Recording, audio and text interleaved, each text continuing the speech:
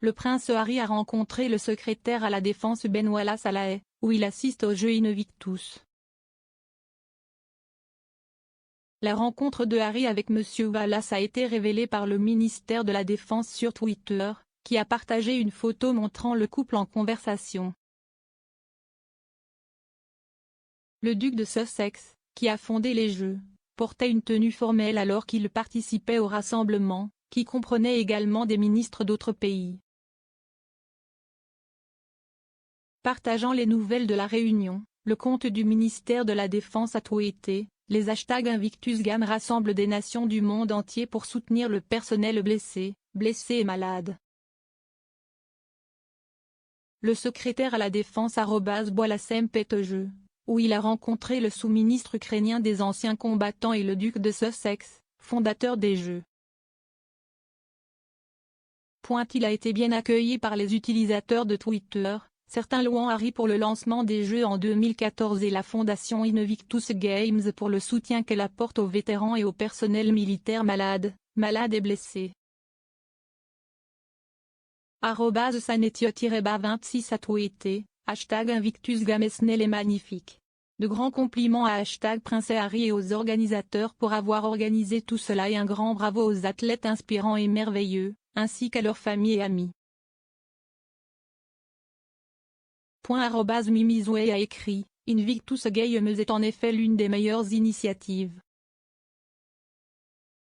Ce qu'il fait aide également les amis et les familles égale les communautés. Et @Chevtel a déclaré, si est bien de voir le secrétaire britannique à la défense @Boilasemp se présenter pour soutenir les hashtags InvictusGame pour les vétérans et le personnel blessé et malade. Harry a lancé les Jeux en 2014 après s'être inspiré des Warrior Games, une compétition multisport similaire organisée par le département américain de la défense et ouverte aux militaires et vétérans souffrant de blessures mentales ou physiques. Les Jeux Invictus mettent en lumière le pouvoir de guérison du sport et de la communauté et montrent un soutien généralisé aux personnes qui mettent leur vie en danger pour leur pays. Harry, un ancien combattant qui a servi 2 fois en Afghanistan, et le ministère britannique de la Défense ont collaboré dans le passé pour sensibiliser à l'importance de prendre soin du bien-être mental et physique du personnel militaire. En 2020, le duc a dirigé le lancement de la plateforme Edfi, conçue pour offrir un accès 24 heures sur 24 à des outils d'auto-assistance qui peuvent aider le personnel de l'armée à gérer le stress de la vie quotidienne et à améliorer son humeur.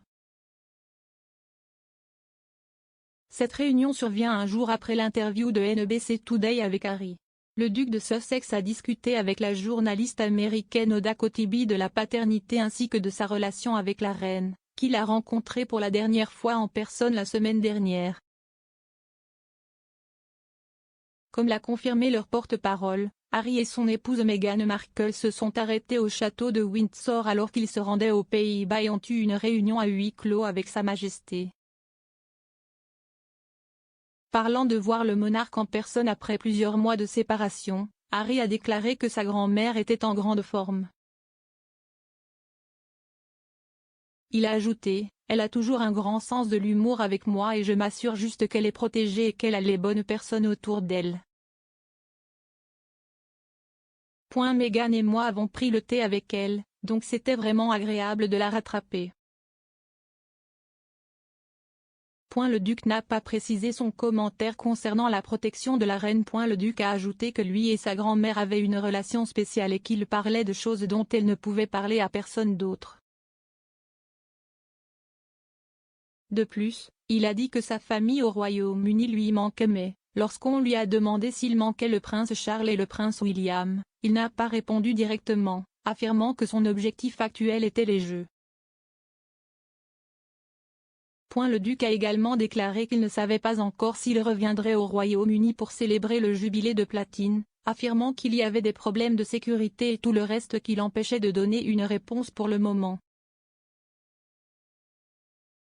Il a ajouté, « Si est donc ce que j'essaie de faire, essayer de faire en sorte que, vous savez, je puisse amener mes enfants à la rencontrer. » Harry, qui a perdu la protection de la police financée par les contribuables après avoir quitté son poste de royal travaillant à plein temps il y a 2 ans, demande actuellement un contrôle judiciaire de la décision du ministère de l'Intérieur de ne pas le laisser payer chaque fois que lui et sa famille sont au Royaume-Uni.